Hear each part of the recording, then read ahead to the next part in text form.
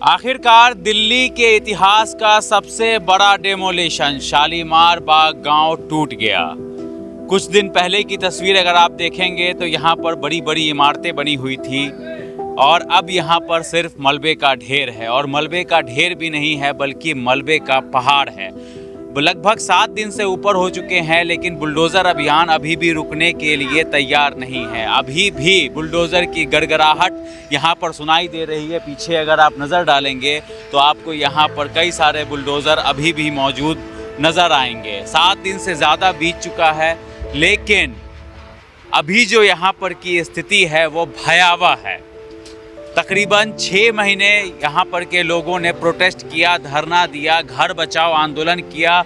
जहाँ पर मैं खड़ा हूँ इन्हीं सड़कों से मार्च निकलता था, कैंडल मार्च निकलता था। मास्क पहन के लोग इसी जद्दोजहद में लगे हुए थे कि किसी भी तरीके से हमारा घर बच जाए। लेकिन दिल्ली सरकार, ना तो कोर्ट ना तो सुप्रीम कोर्ट, किसी ने भी सुनने से इनकार कर दिया इस मामले को। और दिल्ली के इतिहास का सबसे बड़ा डेमोलेशन यानी कि सबसे बड़ा बुलडोज़र कार्रवाई वो शालीमार बाग गांव में हो गया।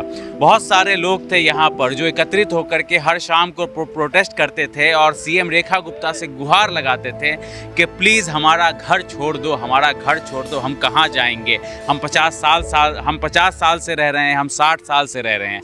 लेकिन मैं आपको ये भी बता दूं कि मीडिया में कई सारी खबरें ये चलाई गई कि अवैध मकान जो है वो टूट रहे हैं, लेकिन सच्चाई थोड़ी सी अलग है। पीएम उद्यम योजना के तहत इन लोगों ने पक्की रजिस्ट्री करवाई थी और उसके बाद उस रजिस्ट्री को खारिज कर दिया गया और उसके बाद इन मकानों के ऊपर बुलडोज़र चला दिया गया। कभी ये गली काफ़ी चहल पहल वाली हुआ करती थी, गली नहीं कहूँगा मैं, ये सड़क कहूँगा, और यहाँ पर बड़ी बड़ी इमारतें बनी हुई थी। और ये विधानसभा लगता है मुख्यमंत्री सीएम रेखा गुप्ता का, और उन्हीं का विधानसभा ये लगता है और यहीं से वो चुन करके विधायक आती हैं। और इन्हीं गलियों में घूम करके ये जो घर आप टूटे हुए देख रहे हैं ना, जब 1-1.5 साल पहले दिल्ली का चुनाव चल रहा था तो इन्हीं गलियों में घूम घूम करके वो वोट मांगा करती थी और ये आश्वासन देती थी कि चाहे कुछ भी हो जाए आपके मकान नहीं टूटेंगे।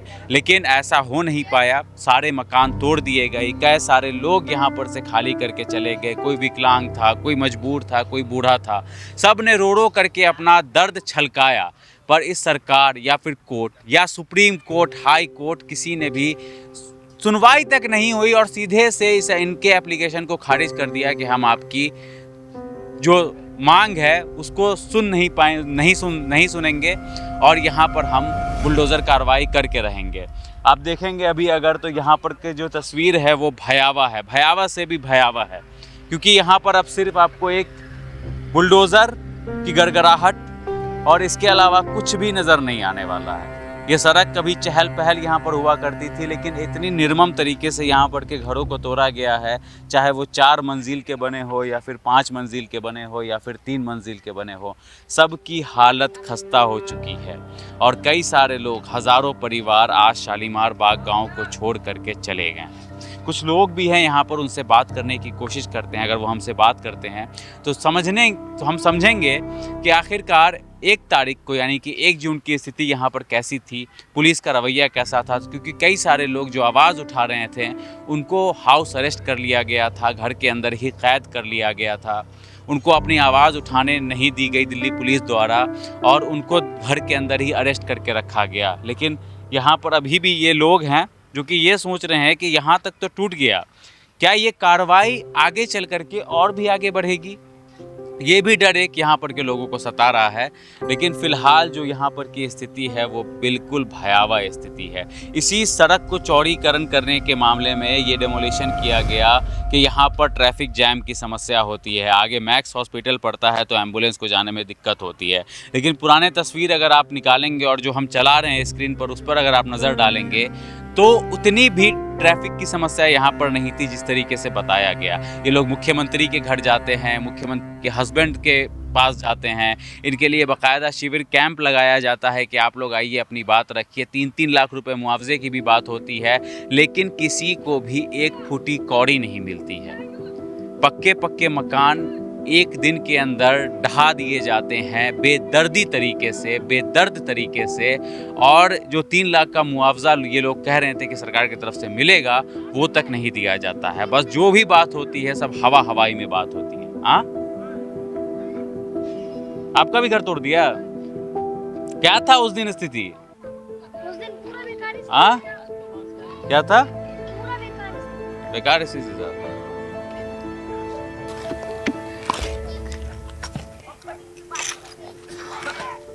सब लोग चले गए इधर वाले सब। हाँ,